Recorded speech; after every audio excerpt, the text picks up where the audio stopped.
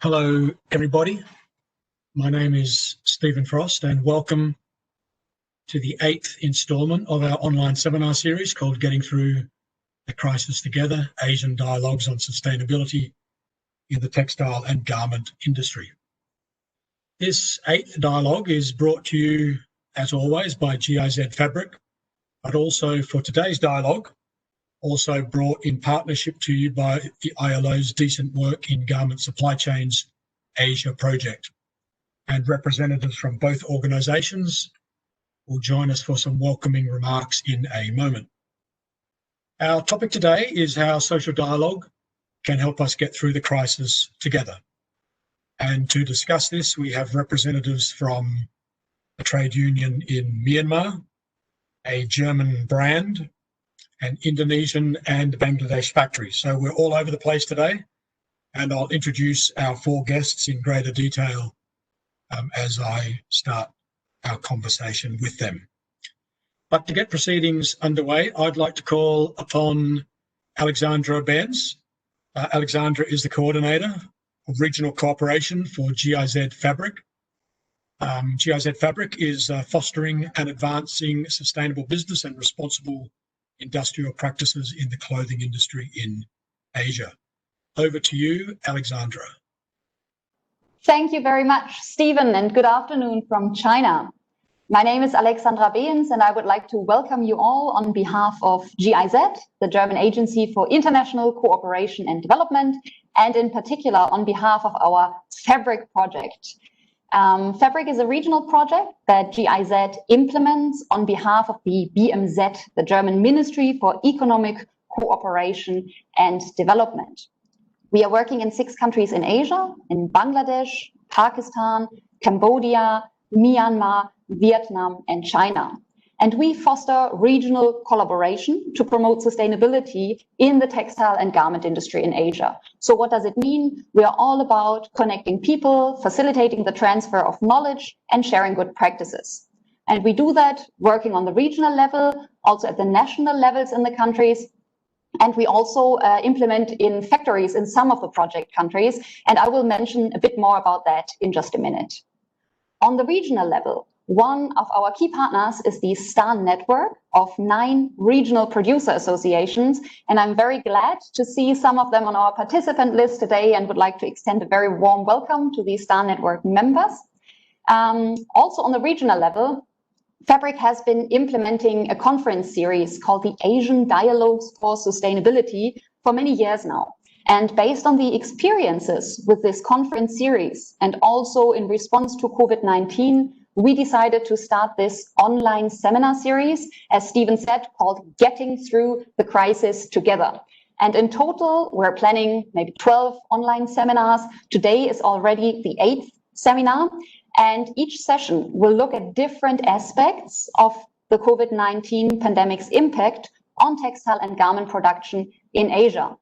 And why did we start this series? We wanted to offer an opportunity for the different stakeholders in the industry to exchange their experiences on dealing with the crisis, on lessons learned, how we can make this industry more resilient and move out of this crisis. So as you can tell, collaboration is very much at the heart of both the GIZ Fabric project, but also of this online seminar series.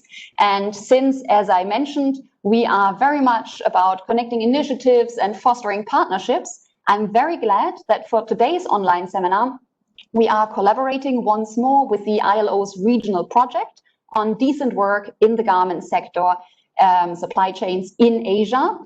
We have already collaborated on a number of online seminars with the ILO, and I'm very glad that we are doing this one together again. And we are also very delighted that 2 of our project partners from GIZ Fabric in Myanmar, and now we are at the implementation level that I mentioned before, are joining this event today and will share their experiences specifically from our project work on social dialogue. And that refers to Gladys Tang from Chibo on the one hand, and also to Ma Kang Zaong from IWFM. And I will give you a quick background on that collaboration. So Chibo, GIZ Fabric, and IWFM have been working together in a social dialogue project in Myanmar already since 2017, because we all share the vision to achieve better working conditions in the Asian garment factories. And the objective of this joint project is to jointly develop a new approach to empower workers and management, specifically in Chibo supplier factories, to engage in dialogue for joint solutions. And on the sectoral level, about which we will hear a bit more later from Gladys and also from Mark Heinzer, the Social Dialogue Project really contributed to wider change by supporting factory managers in negotiating and implementing a sectoral freedom of association guideline with IWFM. So this freedom of association, or FOA guideline, aims to fill gaps in the national labor legislation and gives workers, trade unions and managers a hands-on frame to access their rights. And with each round of negotiation, we could see real social dialogue happening, with often difficult discussions, however, good faith prevailing.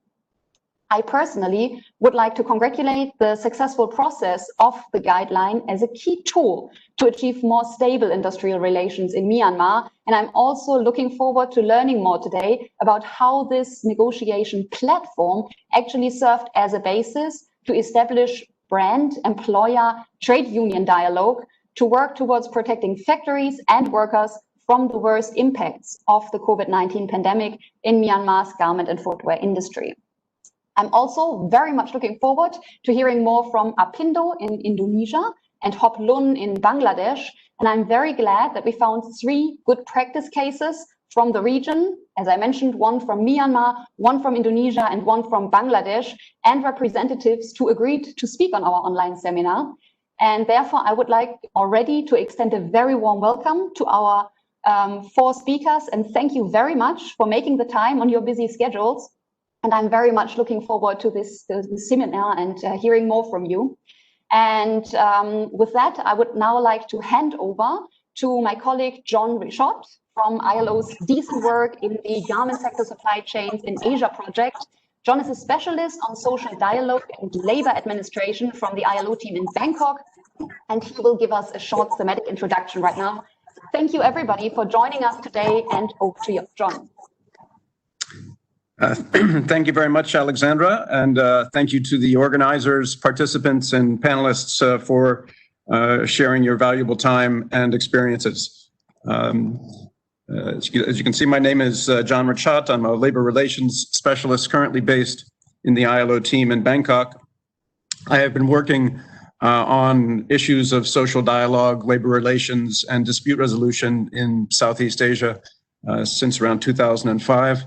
And I also lead the social dialogue and industrial relations component of the ILO Sweden regional program, which is co-hosting today's online seminar.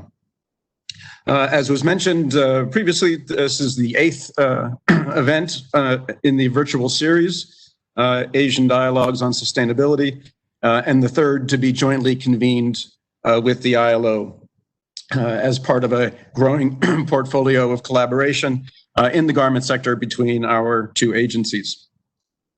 The ILO Sweden program was launched in 2019 with the goal of bringing together knowledge, insight, and good practices from across the sector in Asia, and leveraging this for enhanced regional coordination and on-the-ground action to drive decent work and sustainability. With a regional mandate covering South and Southeast Asia, our project focuses on 4 main areas of action: social dialogue and industrial relations, gender equality, productivity, and environmental sustainability. Which brings us then to today's topic on social dialogue. The ILO definition of social dialogue includes all types of negotiations, consultations, and exchanges of information between or among representatives of governments, employers, and workers on issues of common interests relating to economic and social policy. So it's quite broad. But key to the success of social dialogue is that it is based on a genuine respect for freedom of association and recognition of the right to collective bargaining. Social dialogue comes in many different forms. It can be tripartite with government, employers, and workers' organizations, or bipartite between workers and employers and their representative organizations. It can take place at a global level, regional, national, sectoral, or enterprise level, and has multiple forms such as tripartite consultative bodies, collective bargaining, workplace cooperation, among many others. Social dialogue is also a key pillar of the ILO itself, as the organization has a tripartite governance structure with government, workers, and employers organizations having an equal say in the organization's program and the development and supervision of international labor standards. So why is social dialogue important, and why is it particularly important in a time of crisis such as the pandemic? Social dialogue is a key instrument for sound decision-making in a crisis for at least three reasons. First, through information sharing between and among the tripartite constituents, government, workers, and employers, the quality of policy design and strategies for crisis response and recovery can be enhanced. Secondly, it builds ownership and commitment to these policies and easing the way for their rapid and more effective implementation. And thirdly, social dialogue helps create the trust that is needed to overcome differences and enhance social cohesion and resilience as countries seek to rebuild in the longer term. Now, let me turn to some of the challenges and developments that we have seen in the Asia-Pacific region. What we see is a mixed picture with regards to the use of bipartite and tripartite responses to the COVID crisis in the garment sector and more broadly across the economy. Some countries such as Sri Lanka, Myanmar, Korea, Japan, Indonesia, and Singapore have to a greater or lesser extent used dialogue either to formulate commitments or to design and implement policy responses. However, in many countries across the region, governments have unilaterally implemented policies that directly affect workers and employers without having engaged in prior consultations. Some of this may be attributed to the nature of the crisis itself, such as physical distancing and the need for immediate action. But in other instances, opportunities to engage in dialogue were overlooked or ignored. The impact of the crisis, as we all know, on employment and on business is taking a very heavy toll. And in particular, one of the impacts is on the membership of both employers and workers' organizations. So this goes to the heart of the ILO's mandate. So even more seriously, we have seen a number of documented instances where the crisis has been used to discriminate against trade union leaders and members, especially through layoffs and dismissals.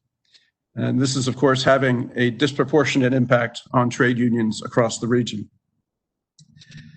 One important message I would like to leave you with in my opening remarks is that we know the crisis and its impact on business, employment, and livelihoods will be felt for a long time to come.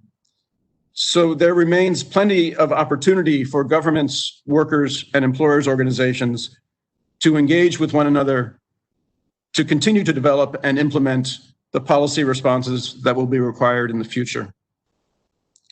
Through collective bargaining and workplace dialogue, workers and employers can find solutions to the challenges around safe return to work, working time arrangements, retention and retraining of the workforce, and the range of other challenges arising from COVID-19.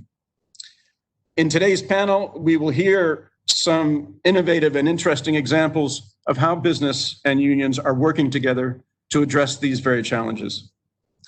So thank you all very much for your attention. And now let me turn back to our moderator, Dr. Stephen Frost. Thank you. Thank you very much, John, and thank you, Alexandra. Just a bit of housekeeping before we begin. First of all, we always show this chart where everyone's from.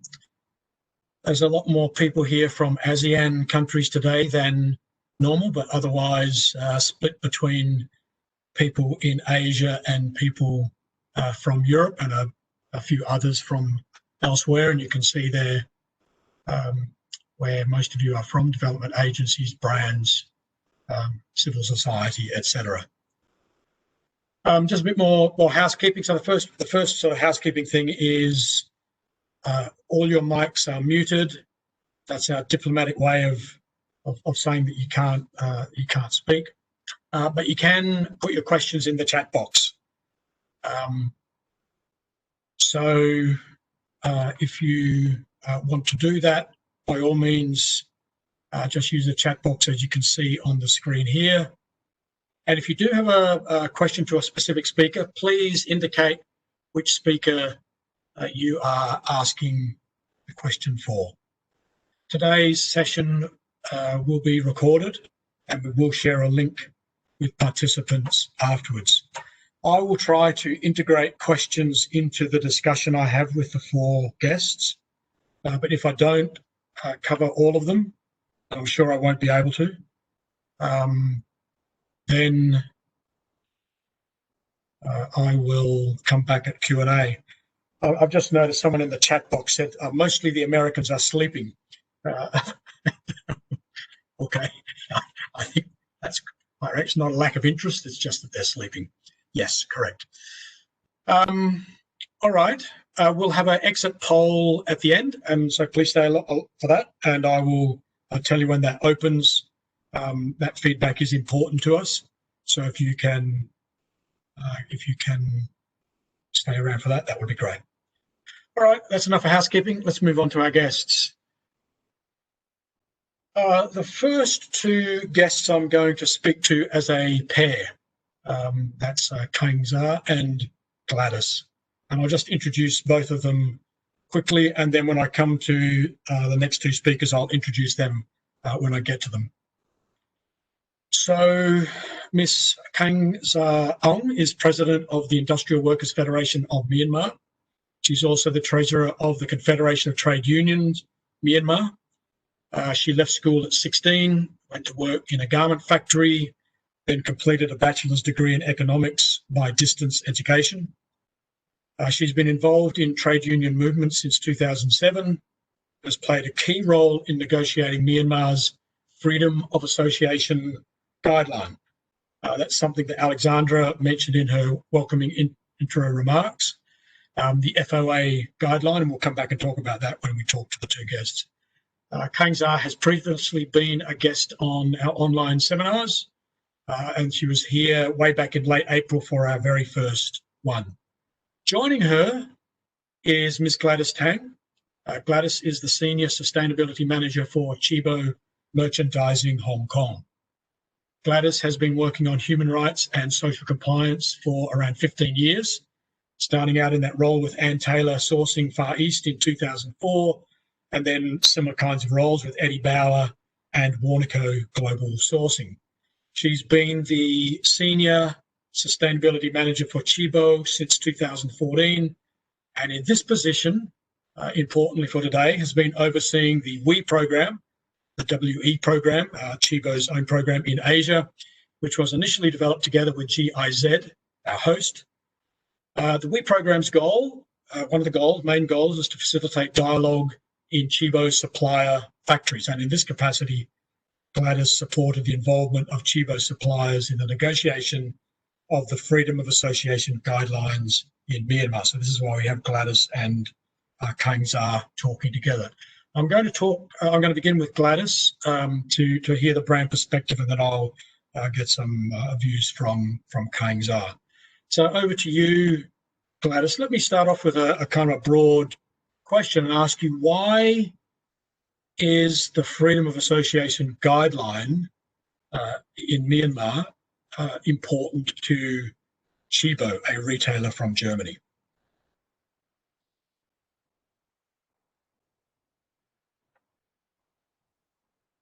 Hi, everyone. Nice to meet you here. Okay. Yes. Okay. So it's pretty much relates to our company core values. So Chibo, I may need to show some slide if it's available. If not, then I can also continue my, yeah.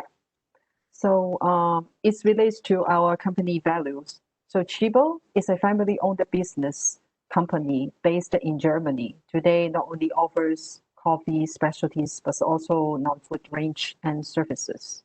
So Chibo has a strong stance in sustainability and fairness that is based on dialogue and empowerment programs, as well as on sustainable production.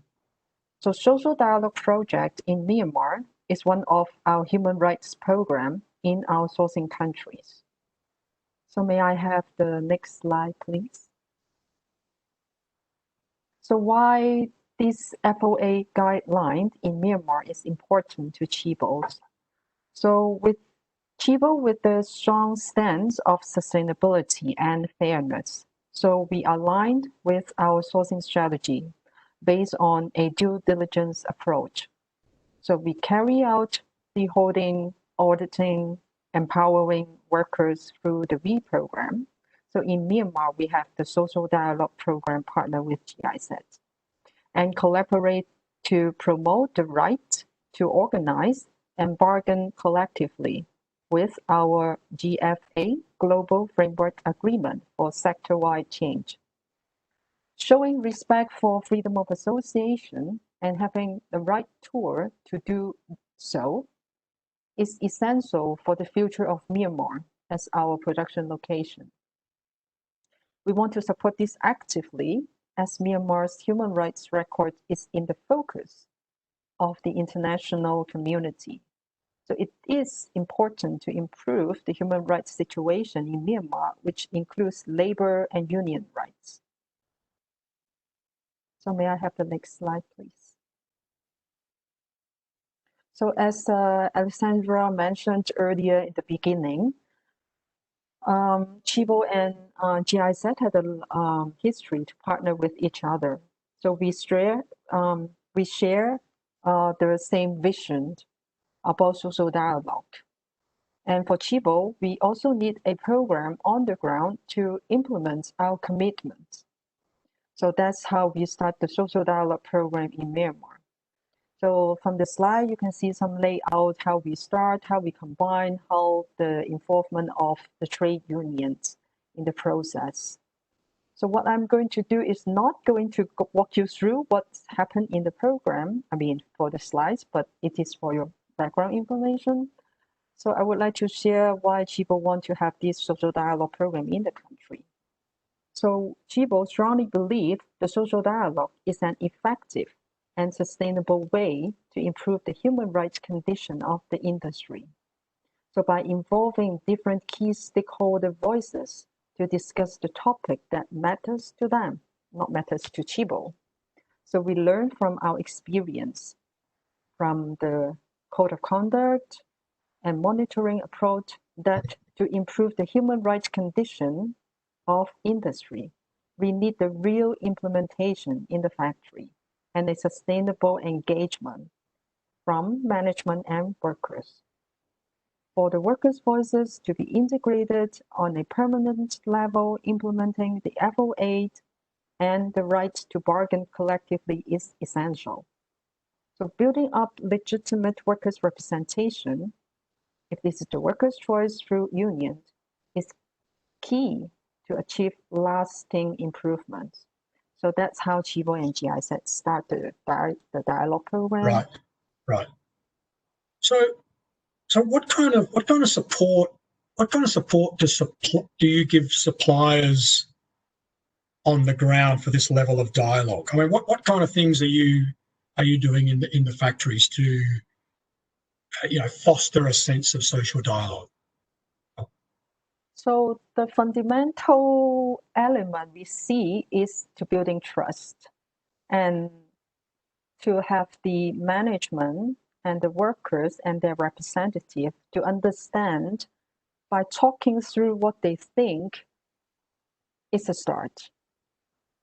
And through this program, we also face some, maybe I can also share my personal experience through this program, yeah? So if I think back when the COVID just start in Myanmar early, I think around April, which is also the new year of the country. So for Chibo, we contact our factory, we call them up to want to know how are you, how you cope with the COVID, how the production status, etc. So during this time, we receive a message, or let's say the factory share their challenge and frustration with us.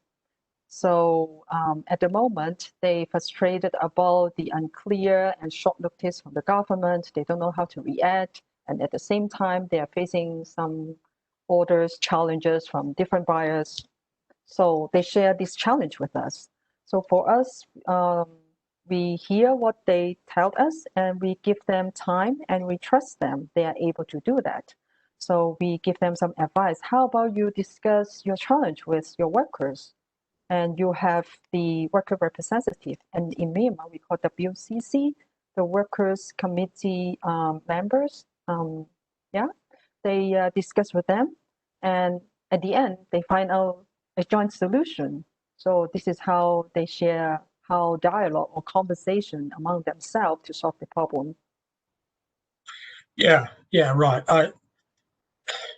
That's a nice example. So by having this sort of platform of social dialogue in place, they feel more comfortable in speaking about these kinds of issues with you, correct? Mm-hmm. Yeah. Does social dialogue figure into kind of purchasing decisions that Chibo makes? Is that something that you think about when you're assessing a factory, thinking about using them as a supplier?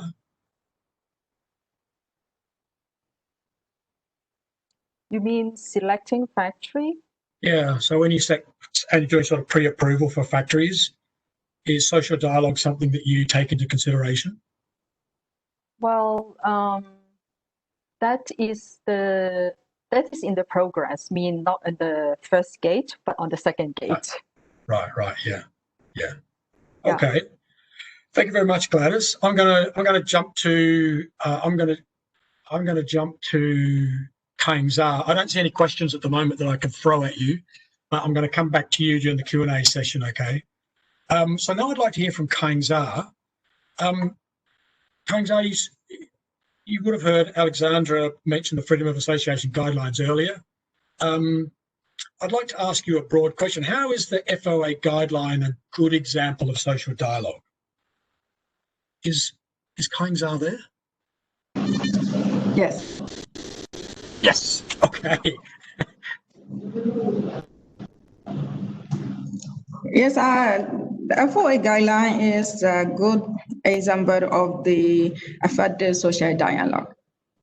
So I really see and believe a good social dialogue in this process, because as Myanmar, in Myanmar, we do not have a culture for many years, the social dialogue. So, and related with the labor issue, we are weak in the tripartite and bipartite dialogue. And even in the basic level, at the factory level, employer and the workers, they are not, we don't see much in, they have a good relation, good dialogue in the factory level. There are very few. So the FOA guideline is a good example for the effective social dialogue. Yeah. What's been the value to the garment sector of the Freedom of Association guideline?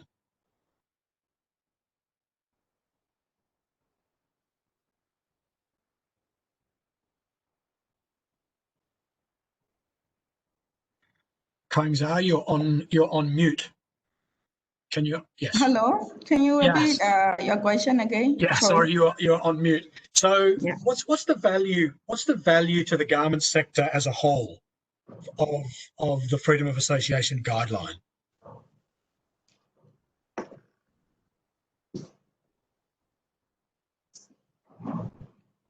You know, Can you describe it in another way? Your question. So why do you think the garment sector has supported the Freedom of Association guideline? I know not all the garment sector has supported it, but you know, why have certain factories supported this Freedom of Association guideline? Because the FOA guideline will be very useful for the factory and the workers. Because in Myanmar, the employer are facing the difficulty with the union. A union also have a challenge with the employer because they don't know how to build a good relationship. Like I said, there was no social dialogue gacha in Myanmar for many years. And now we have a labor organization law, but in the labor organization law, did not mention how to recognize unions and how to build the dialogue between the employer and the union. The labor organization just mentioned how many people you can form the union and how to apply the registration, so that people do not understand. People do not understand how to respect freedom of association. So, sorry, there was a noisy, so I cannot concentrate. Are you able to open your camera, Kaingza? You're on mute again. You need to open your microphone, Kaingza.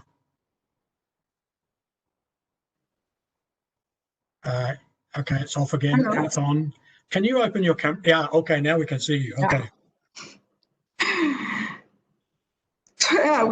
Sorry. Okay. So we do not have this dialogue chat, and FOA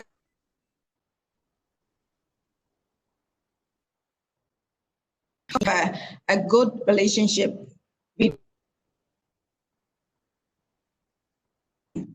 So because FOA guideline clearly mentioned that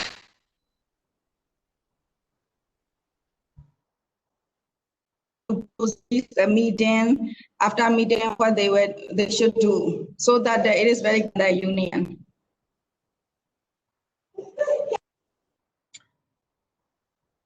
Your microphone has gone off again. Can you yeah, okay. When we spoke before, you talked about the importance of this social dialogue platform with regard to COVID-19. So yeah, when we talked last week, you were talking about how important social dialogue was for being able to respond positively for COVID-19. Can you talk to us a little bit about coronavirus, social dialogue, and the FOA guidelines?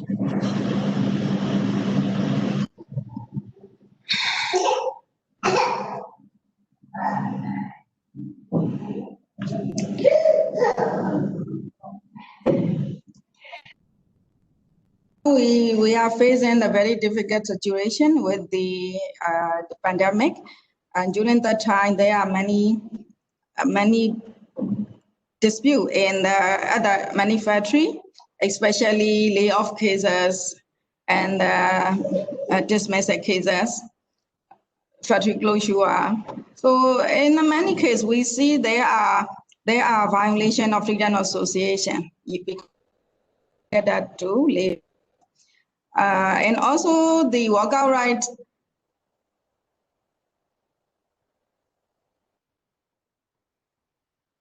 trying to cut some cash benefit for workers according with the union. A lot of problems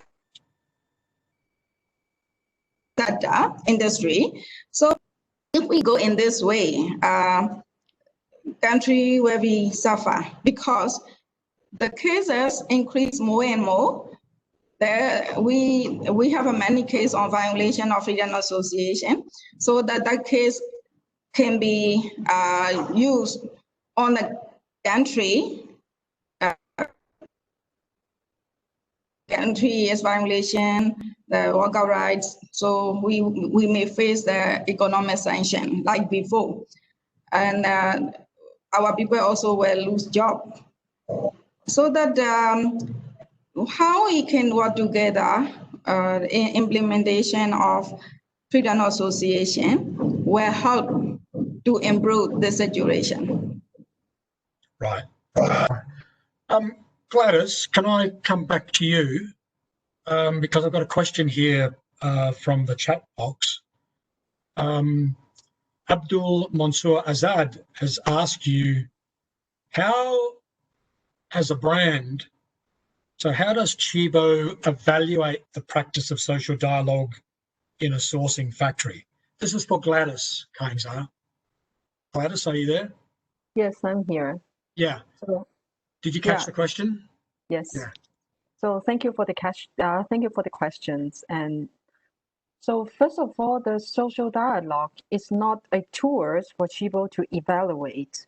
This is a tool for factory to support themselves, because we see that auditing cannot help a factory. And that is why we see that if factory management and workers, if they can talk about the issue, that is a sustainable way for them to look at the human rights condition of the factory. So what I would like to say is social dialogue is not a tool to evaluate. Right. Yeah, nice answer. Okay. I've also got a question here, also for you, Gladys, while I've got you here. I mentioned one of our previous speakers was Nazma Akhtar from Bangladesh, working for a trade union. She says to you, Gladys, good to hear from Chibo. I would like to know in how many factories, how many of your supply factories have union and collective bargaining agreements in your supply chain, where the WE project has played a crucial role, particularly in Bangladesh. Maybe you know Nazma. Yes, I heard about her name from my colleagues. Yeah. So thank you, Nazma, for the question. And regarding the numbers, I need to check. I don't have the number on hand right now. Regarding the role of WE project, so as I mentioned earlier, this is a tool or platform for workers' representative, including trade union, if the factory have, to talk about the issue that matters to them with the management. So I would say this is supporting the freedom of association and our commitment to the Global Framework Agreement. Right. And I've got one more for you before this is from Rabia Razak. If a supplier has the capacity to meet an order, but doesn't have a trade union or an elected workers body or some other organisation within the factory, will Chibo still do business? And then does Chibo help them adopt such a process if they don't have these things in place? And if yes, what are the key lessons in terms of acceptability, transparency, and credibility? There's a lot there, but the first one is, do you still do business with factories that don't have trade unions? Yeah, thank you for the questions. So first, if we realize what the meaning of freedom of association, please correct me if I'm wrong. We have so many experts here in the panelists. So the freedom of association means workers have choice to join or not to join on their few choices to a union that they wish to have.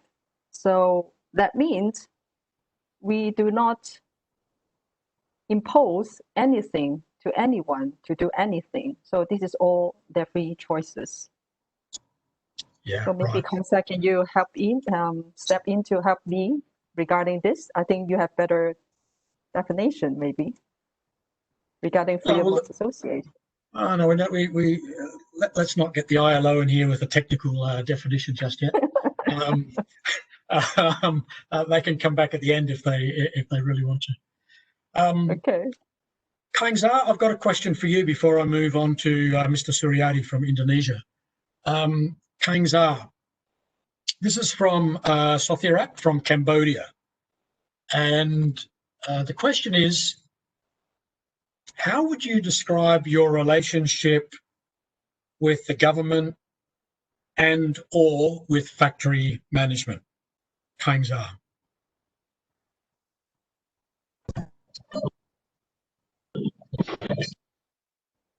So let me just repeat it, Kaingsar. How do you describe your relationship with the government and with factory management? Yes, with the government, we have a national tripartite dialogue forum where we can talk but the function is too weak.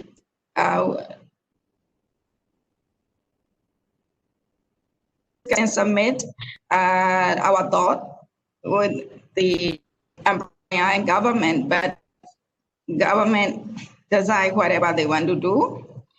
And even in the labor law amendment, even though a trade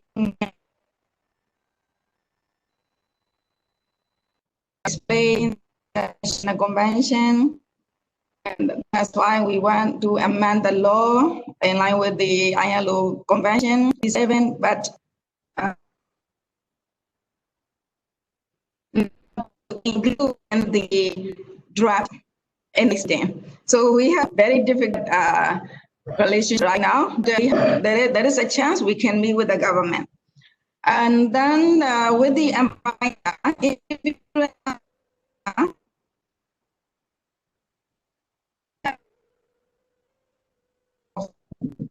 so very few employers who try to work with us in building of the relationship at the factory level with our member union.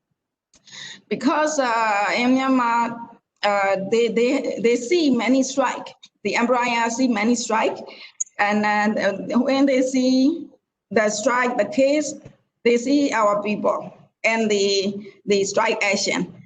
I mean, our organizer or negotiator are helping helping the workers. We have a system. We have a township union. So when we see a strike, when we got a call from the workers, even though they are not our member, we go and listen to them, why it is happening, how we can help to finish the strike as soon as possible. So we are helping the not dispute, but that they see us everywhere. The employers see us everywhere, so they're afraid. They think the strike are happening because of the our organization.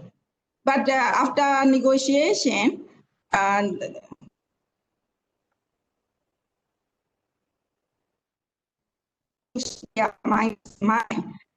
change their attitude.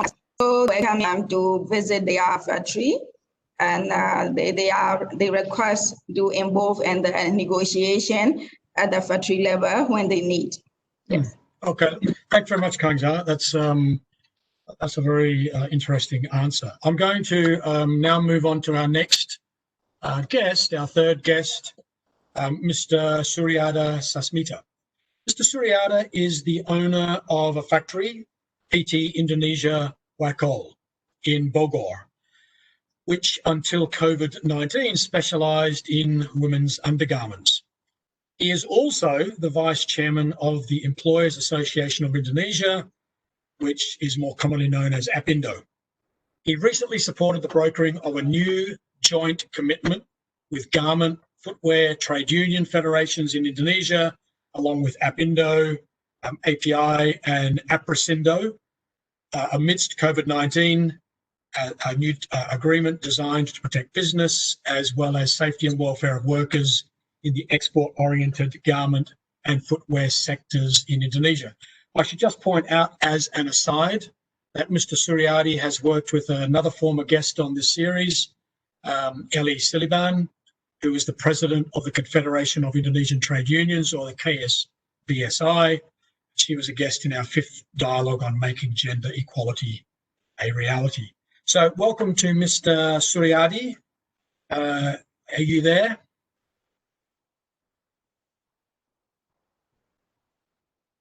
Mr. Suryadi, can you turn on your mic? I can see you, but I can't hear you. Ah, beautiful. Already. Okay. Okay. I want to start off by asking you a very broad question, Mr. Suryadi. Yes. What does social dialogue mean to you and your business? So I'm really asking for your factory owner perspective.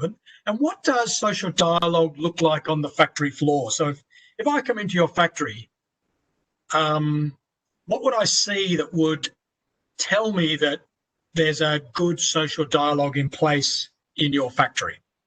Okay. According to me, the social dialogue is very, very important. Our company, before the COVID-19 also, we almost in the few years, or more than over 15 years, 20 years ago, we have the social dialogue between the management and the union.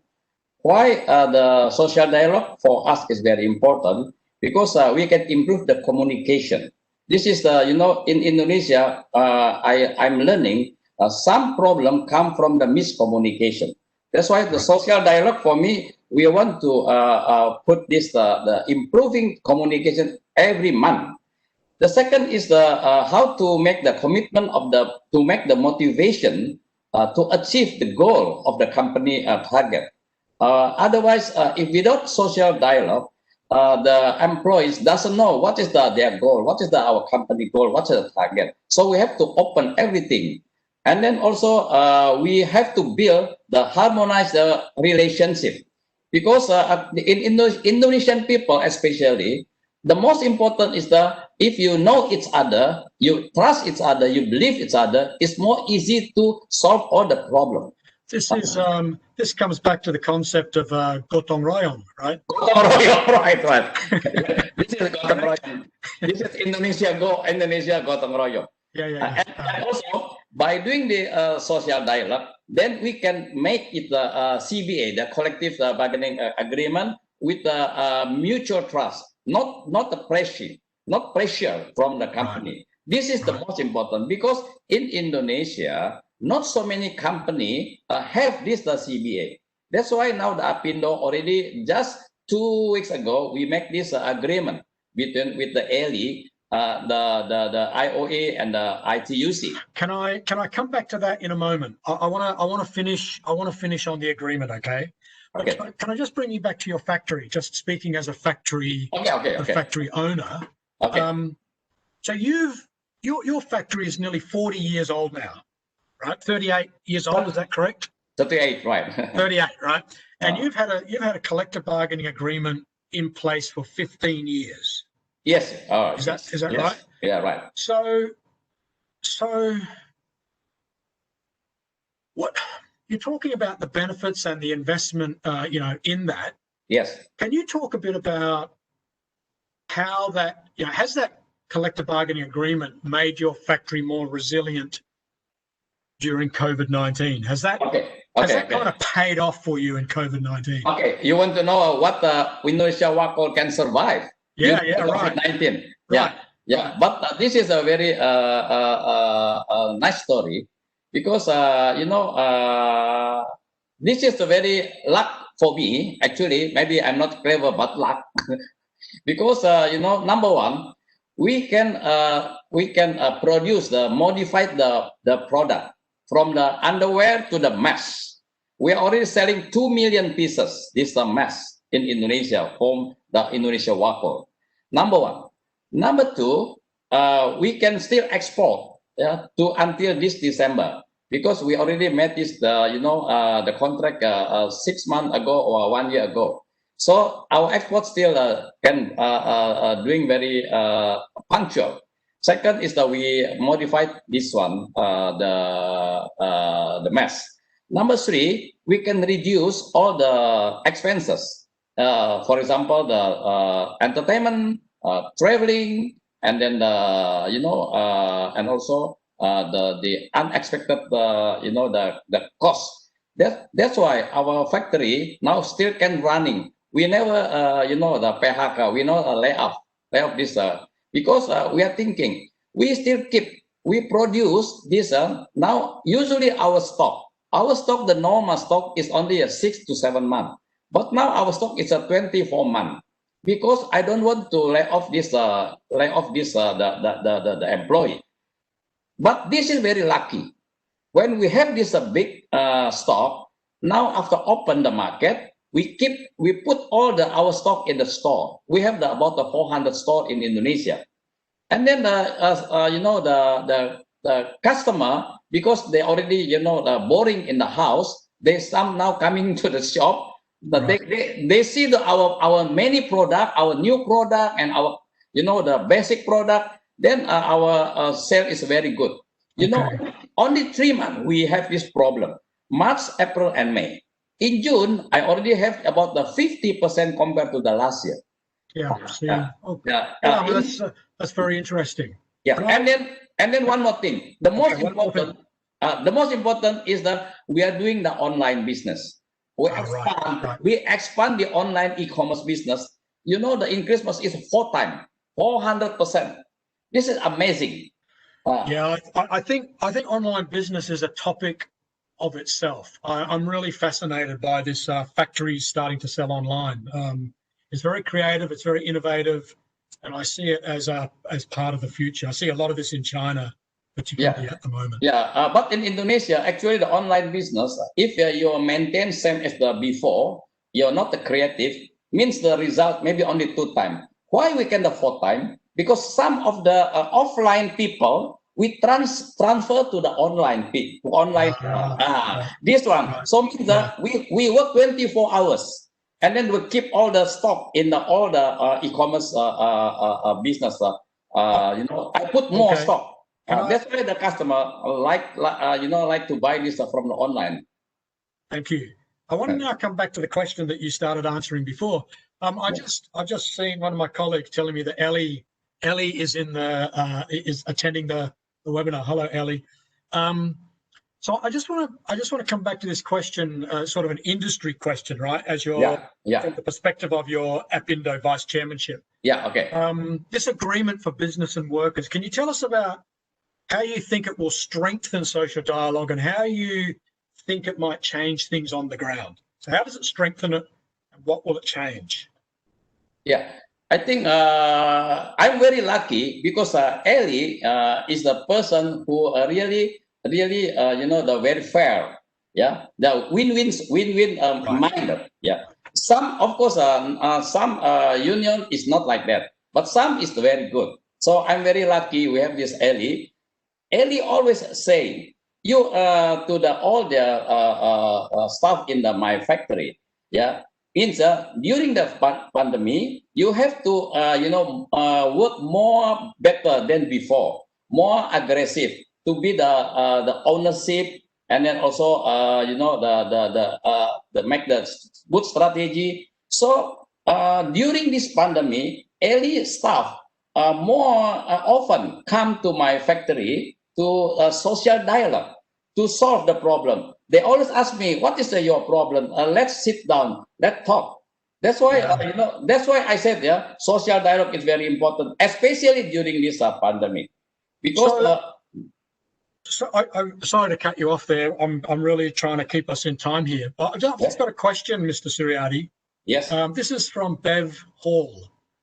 And Bev asks, did your collective bargaining agreement support the change in production from women's intimates to masks? And were those changes negotiated? Was this something that you talked about with workers before you decided to start making masks? Yeah. Yeah, right. Okay. Can you tell us a bit about that? Yeah. Frank speaking, when we said to our staff, workers, I want to produce masks. First, they are rejected because they said we don't have this experience.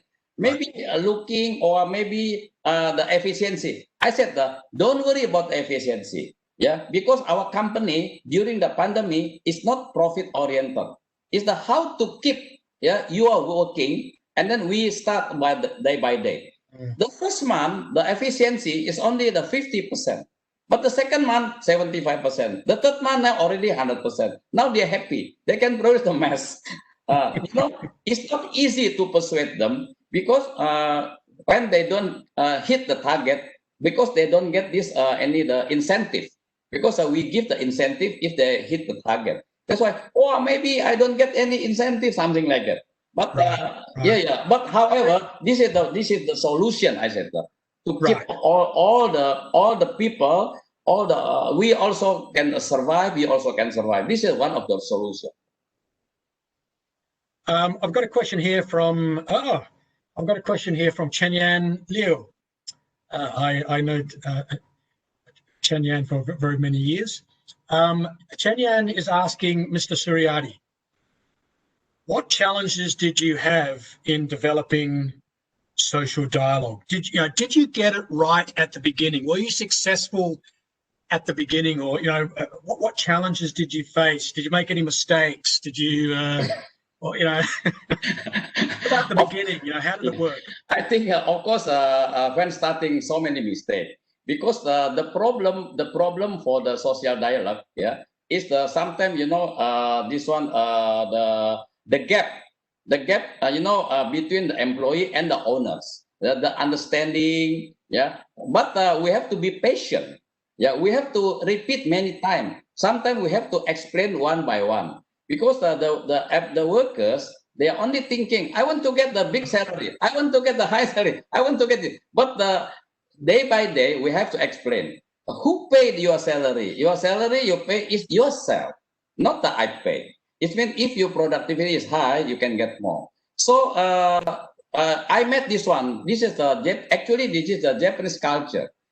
We have this every morning. We call the morning meeting. Only 10 minutes. Okay. Now morning meeting 10 minutes. 10 minutes. It means that the manager have to say, yesterday the achievement is like this. This group A can achieve 100%. This group B 90%. This group C 80%. So everybody have to understand. Number one, number two, number three. Then we approach to the number one, number two, number three. Then this is just a morning meeting to make this motivation. Second, is a weekly meeting. Weekly meeting is we have to every week we have to discuss what is the problem the last week. So the managers should have this problem solving. Otherwise, if they don't give this problem solving, then next week is again we repeat the same mistake. So this is weekly meeting, and then we have the monthly meeting. Monthly meeting is the more to the concept, more to the future. It's not only the result, but what is the next month we want to do. So daily, weekly, and monthly. Yes. Mr. Suryadi, I need to stop you here for the final speaker. I think very energetic, very passionate business person from Indonesia. I love this conversation very much. I really want to keep on talking to you, but I need to switch over to our final speaker today. We do have some questions to come back to you later, Mr. Suryadi, for the Q&A session. So our final speaker today is Mr. Amilthan Suntharalingam. Amilthan is the Bangladesh country head for Hoplun Manufacturing Group, specializes in fashion lingerie, swimwear, casual wear, and nightwear. It's a Hong Kong-based company. It's got 11 production facilities across Bangladesh, China, and Indonesia. interestingly, Emil Than was one of the signatories who collaborated with ASMA with a collective bargaining agreement between the company and a trade union in Bangladesh. So Nazma Akhtar was on our 5th dialogue as well with Ellie. So she's been with us before and she's here today as well. She just asked a question. Prior to his Bangladesh work with Hop Lun, Emil Than was with the company in Indonesia, and before that he had managerial roles with MAS Holdings, Mass Holdings, and Brandix. And I presume both of those were in Sri Lanka. Is that correct, Emil Than? In Sri Lanka? Yeah. So welcome, Emil Than. Thank you very much. Thanks. I'm going to ask you a similar question to what I asked Mr. Suryadi, which is, so I've got a similar question to Mr. Suryadi. What does social dialogue mean for you and for Hop Lun? And what does that look like, on the factory floor? It's a good question to answer. If you want me to answer in short, I will say you will see a lot of happy faces. And what do we really mean by happy faces? That I will try to break it into 3 key points. Number one is that we have an improved industrial relations, in between our management teams and our team members on the production floor. Before this one, we did have a mechanism, but the way how we integrated, collaborated, and worked together as a team, always needed some sort of improvement. And I think this really gave us the pathway to move forward. Number 2, if you see our company is always an advocate for women leadership, starting from a CEO, our sales director, most of our key sales heads, to everybody. They are all females, and we wanted a tool to make sure that when it comes to manufacturing, you will pretty much see male-dominant factories, but we would wanted to to bring a lot of female leadership in the production floor. Why? Is because 85 to 90% of your employees will be females, and they always stitch and do the necessary work to make the business running. So it gave us a tool to develop female leadership on the production floor. Number 3, it is a win-win thing. It's productivity for the company and productivity for the employees, right? We start to grow in our efficiencies, we start to grow in our skills, automatically your company's productivity goes. So, if you see, it's always, you will have happy faces around. Yeah. I mean, when I talked with you last week, one of the things I discovered was that you've had a CBA, a collective bargaining agreement in place in one of your facilities for 2 years, and you've just negotiated a new CBA in another one of your facilities in Bangladesh. What made you decide to do this? And what was the motivation in Hop Lun to go ahead with this? Everything, Dr. Stephen, starts with a need. When we have been in operations in Bangladesh for 20 years, and we have been in business for nearly 30 years, we understood that, we can connect better with our value-adding layer. A collective brain is always good, because if you would want to look at long-term sustainability, and as I told you, if you would want to go fast, you go alone, or otherwise, if you want to go long, right, you go together. So we chose the other way around, and we were looking for a tool how to integrate with our workforce and to work more better. We were beginners, we had our own mechanisms to integrate with our workforce. And when we understood that there was a collective bargaining agent was getting formed, we took it as an opportunity to understand more and to learn more and to see then how it can benefit the workers and how it can benefit the company. So we took a very inclusive and a learning approach towards it, right? And if you see, my learning has been for 2 years, right? And it has been a very good learning so far, and still there is a lot for us as a company to learn, a lot for us, our team members, to learn in terms of this journey. It is a tool that what we use to build trust, and it's a small example how it starts. Trust given is trust taken, right? When we was forming this collective bargaining agent, Sister Nazma Akhtar knew that we didn't know much about collective bargaining, we didn't know much about trade unionism. Rather, she taking advantage on this one. She spent most of her time educating us, especially the management team, in terms of what is it, doing the right thing, the right time, and the right way, right? And she gave her first hand in terms of trusting us that we will learn, and that gave us the spark for us to learn more, to integrate more, and to drive more. So for us, if as a business, we were a little selfish to use this tool for us to empower our people, right? To build trust and respect among our teammates, and to make sure that we have an ownership model built around the business. So we are still working on it, and there's a long way to go, and we are willing to go that path.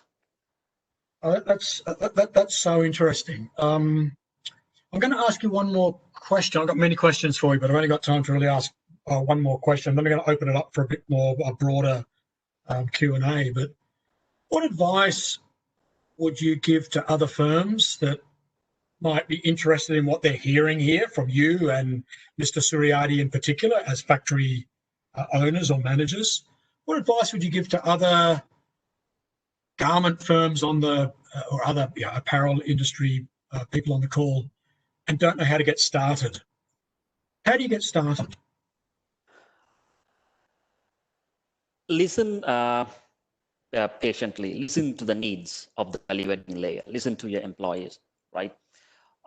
They have a call. They have a genuine need. Understand that genuine need. Invest that time rather looking at that one as a nuisance or a hindrance of what you would want to achieve, because you will not achieve anything by yourself. You can achieve a lot with a team. So invest in that time, right? Invest in your employees. Yeah. If their understanding is wrong, if you think it is not aligned with a common purpose, spend some time in educating them, right? There's no harm in putting some mind, time, and money in terms of bringing the people around. When people really get aligned, it's a process. What you see as an agreement is just a piece of paper written down, but we have agreed, but that is not so. It is that process of aligning people together. It's that process of understanding each other. It's that process of understanding everybody's strengths and weaknesses together, so that we can weather through harder times and good times. So invest time in listening to your employees. Our business demands a lot of time to spend around the customers, spend around the stores, spend around the world, understanding how the dynamics are. But don't forget, it's an ecosystem, right? Everybody has to live. Yeah, it's so interesting. I mean, I've been writing down some notes here, some very interesting things you're saying. Thank you very much, Amil Than. I'm now going to open it up to everybody, but this is a question for you or for any of the other three guests. This question comes from Dr. Liang Xiaohui. Dr. Liang is asking the panelists, do you think that the pandemic, do you think coronavirus has had any impact on social dialogue, positive or negative? Amil Than, do you want to, very short answers, just give me very, do you think the pandemic's had an impact on social dialogue? Yes, it has. It has given a very positive impact. We have been very, transparent even more than, because when things are going all right, you tend to talk a little less, but when things are not right, it is that collective thinking that you have to bring to the table. So, I see this as a very positive impact, especially for us. Sounds like a bit of marriage counseling there. When everything's going fine, no need to discuss things. Sure. You need to start discussing when things are not going fine. Mr. Suryadi, do you have any comment on that? You know, has the pandemic had any impact on social dialogue, positive or negative? What do you think? Yeah, according to me, it's no problem. During this pandemic, I think everybody more understand. Yeah, without you are telling them this is the pandemic, this is a problem, they already know the problem. That's why if they know the problem, how we know the problem, then we can talk more easily. This is according to me, the pandemic social dialogue is no problem at all. Right. Kangzar, are you still there? I need to see if you're still there, right? Yes. Kangzar, do you think the pandemic, do you think coronavirus has had an effect on social dialogue? Are you talking more? Yes, it does. Okay. Yes, it. And in Myanmar, it is negative impact. And we have tried the dialogue mechanism to build the dialogue mechanism in some factories, but now I see many the owner they change the union. Before they have a regular meeting, they always discuss the union in some factory, but now they did not discuss with the union, and wherever they want to make a decision for their factory, they did. For example, they want to cut some the cash benefit from the work, yes, and they want to change the tiger system. They change without consultation with the union. That's why we have more problem in this pandemic period. That's interesting because Dr. Leon had a kind of a follow-up question to that, and he was asking, is this making the trade union side and the business side more willing to engage in dialogue? But you're suggesting the opposite. You're suggesting that it's harder. Well, do I understand you correctly? You're asking me? Yeah, I can hear you. Yes. For us, we need dialogue more than ever in this time. We all in the individual employer and the employer organization in the brand. We want to negotiate what we want to be consulted whenever employer need to change. We are working in the factory, but it is not successful. It was not successful until now. And I want to give you a good example of the negative impact. And in May, in April, the factory want to close the factory 2 months. They don't want to pay at all. But there is a union, our union. They have a regular meeting before. That's why they said they will not pay at all. And then we involved in the negotiation. We suggest to negotiate on wage if they want to close 2 months. We can decide there is a minimum wage, but we can negotiate less than minimum wage because we have support from the EU, some support from the EU, so the worker can apply some funding from the EU fund. So that's the suggestion, but the employer refused. They did not, they listened to us, but the next day they make an announcement not to pay for 2 months, factory was closed. Then what happened? We labor officer, and we complain. We have a right to at least minimum wage. So the May, after 1 month, the employer have to pay minimum wage. Right. And then yes, they have to pay them at least minimum wage. Okay. Yeah. So very, very quickly, can you tell me what would make it better? what would improve things in Myanmar during the coronavirus right now? I think the employer, at least they should discuss with the union, whatever they want to do. I now do not see the Myanmar Employer Association cannot help it. That's why I approach to the brand to encourage their supplier to have a dialogue with the union in this very important time. Right. Okay. Thank you very much. We've still got some questions, but my colleague Lisa has opened a poll. There's a poll in the chat box. If you could please answer that, it would really help us out. And while you're doing that, I'm just going to keep on asking people questions. I'm going to come back to Mr. Suryadi. Mr. Suryadi, and then I'm going to come back to you, Kainzar. But Mr. Suryadi, Monica Eigenstetter has pointed out that in some Indonesian factories, you have trade unions that compete with each other for membership. And she's asking, how do you deal with that, that you have different social dialogues being conducted at the same time? How do you manage that?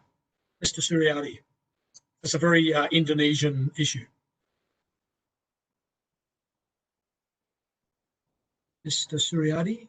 Yes. Can you hear me? Yes. Oh, yeah, mute. Yes. Okay, yeah. Okay, in Indonesia, a lot of the labor union, actually, the biggest is only 6 to 7. But among them, still so many the federation. Of course, everybody they want to get the members, even though it's not their field. Suppose Gartek Eli this is Gartek a garment textile. Right. Then for me is the suitable. But some from the metal or from the other, they also want to come to join to the garment. So this is according to me, this is the ILO have to explain to all the union. You don't take to another another portion. For example, if your garment, you take the garment and textile. Don't take the car. Don't take the property. Something like that.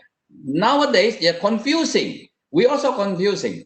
Some are from another union. They don't understand about the garment. They don't understand about textile, but they want to come. This is that's why I always say to the Eli, now you have to be strong.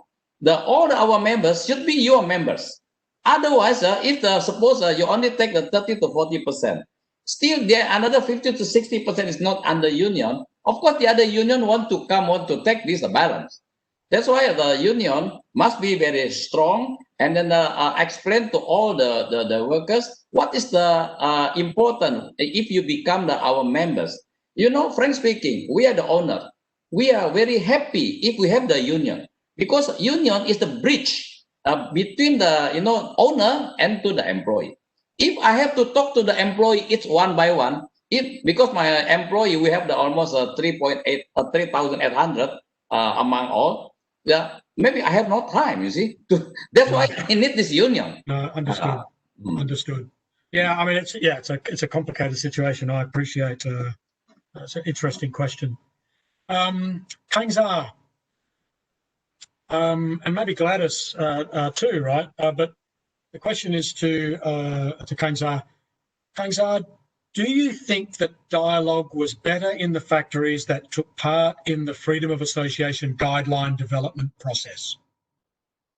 And so, in factories producing for brands like Chibo that took part in the FOA guideline process?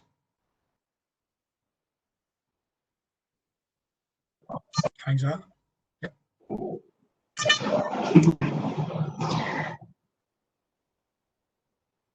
To comply the FOA guideline, it will be very, very useful and benefit for the factory and workers. But without having the proper education and enforcement to the supplier, it will not be happening. That's why we need more education program. We need monitoring system, and we need to have some program to support the factory and the union together, brand and IWFM, so that we will have a good, better social dialogue mechanism in Myanmar, and we can improve the worker rights in the factory and the trade union rights. Understood. Amir, I'm going to give you the last question. So this is to Amir Khan from Hoplon in Bangladesh. How did you negotiate a collective bargaining agreement during COVID-19? What was the biggest learning process for you during that process? It's easy to negotiate face-to-face. But when you don't see the person, but when you talk through electronic means, it's slightly challenging, right? So you have to choose, you have to be very short to the point. You have to be a little bit more respectful than what it is. So that was a learning for us during that period. Hello? Yes, we can hear you. Right. So during that period, there was a lot of volatility in the surroundings in Bangladesh. In a country where the rumor comes very fast, right? It was a little tiresome for us to really, to convey our message in a very positive way, because certain things that you might choose to disagree, right? But we made sure that is not because of the pandemic, that is because of our long-term plans. So it is, again, as I said, that was the learning for us to be better negotiators, to bridge that gap with our team members during the negotiation. Thank you very much, Amir Khan. And with that, I'm going to bring our conversation with our four guests to an end. We've only got 4 minutes left, and I've still got 5 minutes of things to do. So thank you very much to our guests. We appreciate your time, and I really wish I could talk to each one of you for much longer, and maybe one day we will. So it's now just my pleasure to wrap up. Normally this is where I come on and give three takeaways, but because I'm also moderating, I don't really have time to write down my 3 takeaways. I just want to wrap up some things that really struck me as I was listening. The first one was this, that factories learn about social dialogue sometimes from the trade unions and the worker representatives. Both Mr. Suryadi and Amir Khan both said that at their beginning stage, they relied upon the trade union or similar body to educate them about what social dialogue was. And to enter into that kind of relationship requires time, patience, and trust. And I think this comes to the heart of social dialogue. Amir Khan talked about you need time to do this. It's not something that can be rushed. He talked about patience and the need to sit down and talk. Mr. Suryadi said the same thing. Amir Khan was talking about guidance from Nazma Akhtar in Bangladesh, and Mr. Suryadi is talking about guidance and help from Eli Silaban in Indonesia. So there's something really there about having an organisation who understands what social dialogue is to hold your hand and to sit across the table and take you through that. I mean, Mr. Suryadi was very passionate and enthusiastic when he talked about, you know, when Ellie comes into the factory, she has a particular attitude. You know, I want things to work, and I get that sense also from Amilthan in Bangladesh. You know, when they're talking with Nazma, I sense a lot of respect there. I sense a lot of willingness to listen, to learn, and then to see what benefit this has for the factory. You know, Amilthan talked about a win-win, talking about value-added layers. You know, connecting better with value-added layers. So that really struck me as, you know, if you're thinking about this process, there are certainly actors out there in your communities that can assist you with this. A couple of other things that was really the main thing, that was sort of one big point that I kind of got out of this. But I just have to say one thing that Amilthan did say that really grabbed my attention, which was tapping into the collective brain. You know, collective bargaining agreements, freedom of association, social dialogue is about tapping into the collective brain. The collective brain is worth something. The collective brain is a supercomputer. You know, and this takes me back to my days of thinking about Toyota and lean manufacturing. Lean manufacturing is not just about reducing waste. Lean manufacturing is bringing workers into the process of thinking about how does this enterprise work and how could it do so more efficiently, effectively, and productively. And when you bring workers into that process, the collective brain is amazing. And then the last thing, I'll stop here because my time is almost up. But the last thing was not to think of this as a process. Not to think of this as a piece of paper. You know, a collective bargaining agreement is a piece of paper, right? Yeah, sure. But it's more than that. It's a process, and it's a process of social dialogue. And the collective bargaining agreement is this little thing that comes out at the end, but it's the process that's important. It's the process of having the patience to talk, the patience to listen, the time to do it, you know, taking the time to do it properly, and listening to the genuine needs of people. We're kind of all in this together. Anyway, that's my wrap up.